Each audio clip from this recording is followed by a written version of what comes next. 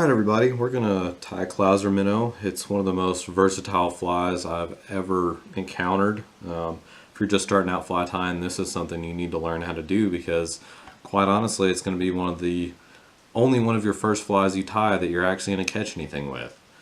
So to tie this fly, it's actually fairly simple. There's no crazy experimental things that you have to use or try. It's all just basics of fly tying. What you're gonna have to get is some white bucktail.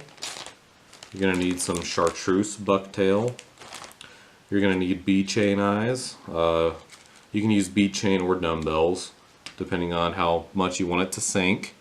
And I'm actually using the Daiichi 2. That's the 2546. I love the 2546, and I'm using this Danville's 210 denier thread. For the tools, I mean, all you're really going to need is scissors and pliers, and the only reason you need pliers is for this first step. I'm going to take my bead chains. I usually just cut 2 off and get them in my pliers, drop them on my hand, and we are going to capture them to the hook. Now, start off your thread at the front of the hook. Doesn't have to go all the way back the first time that you do this. I know when I first started tying, I always wanted to bring it all the way to the back of the hook before I did anything. You want to go ahead and leave yourself about 1/4 of the hook in the front so that we can actually tie on the final piece of bucktail at the end of the fly. We're going to go ahead, get these guys captured in here, and you're going to do this with a couple of different types of wraps. So the first wraps you're going to do, I'm going to try and angle this towards the camera, is you're going to cross over each side. So you'll cross under each side just like this. What that does is it stabilizes it just a little bit more than normal. Then you're going to do crosses just diagonally through the center for each way. Do that 3 or 4 times. And then lastly, you're going to go under both sides of the eye, not across. And that also helps stabilize it. And then once I'm done with that, I usually just go ahead and put a couple wraps crisscross, and then we are going to bring the thread back just a little bit.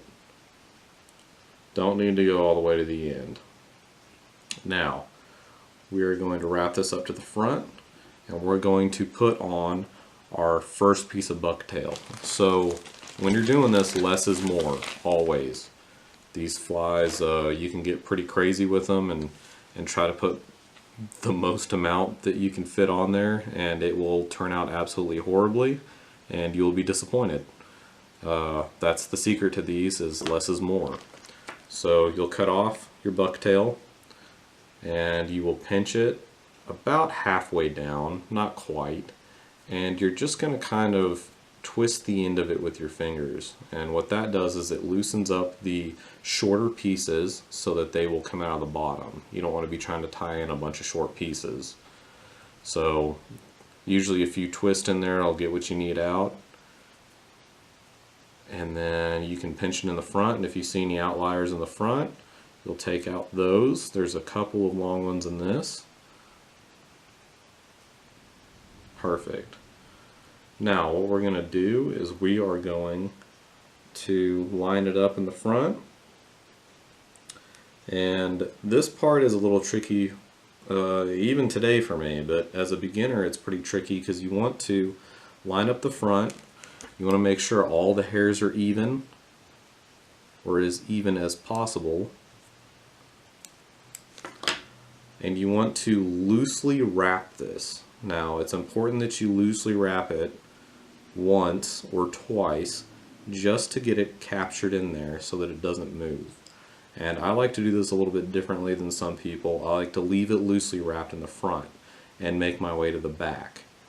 And I like to loosely wrap a couple times in the back just to get that started. Then I'll come to the front and I will start loosely wrapping to the front and then I will gradually tighten it down as I get there.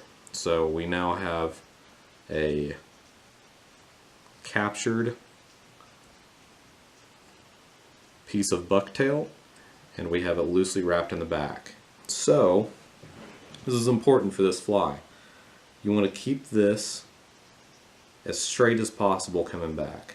So you'll come back, establish a point where probably about halfway down the hook that you're just going to loosely wrap it 3 times.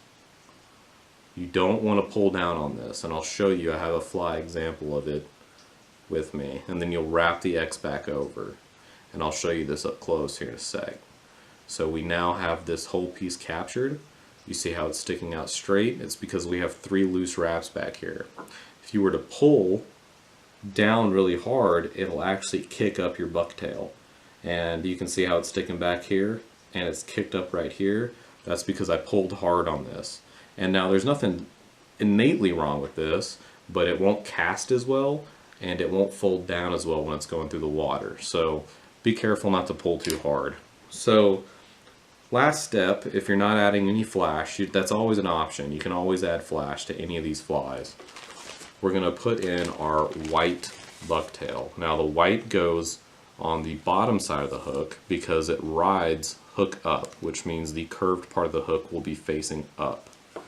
And since that's going to be facing up, we want the lighter colored to be on the top side because that's just how bait fish look. Now we'll do the same thing. We'll cut off a pretty sizable chunk of our white bucktail. We will pull out our excess hair.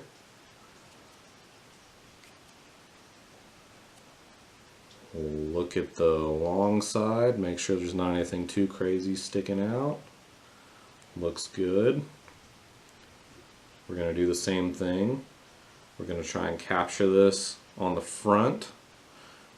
We're going to cut the fibers to be as straight as possible. And we are going to capture this. So again, loose wraps to start it. It just keeps everything from flailing out. Get it down to the tip, and once you get it down to the tip, you can start wrapping back a little more firmly.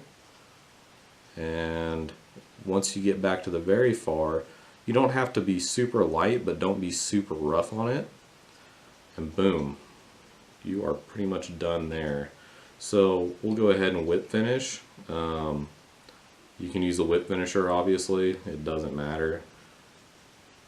And this fly is done. So all you need to do now at this point is put some hard head on it, or you can use a UV light. It's up to you. But I want you to look a little closer at the front. We've got our X's over there. We got just a little bit coming off, a little bit of white coming off from the front. That's what this fly should look like. Whenever you cast it, it should go smoothly through the air, and whenever it's in the water, it should swim really nicely. So that's an easy fly. Keep it in your box. Keep dozens of them. Tie hundreds of them. You are going to use them. So get out there, get fishing. You can catch almost anything on one of these, from bass to redfish. So have fun.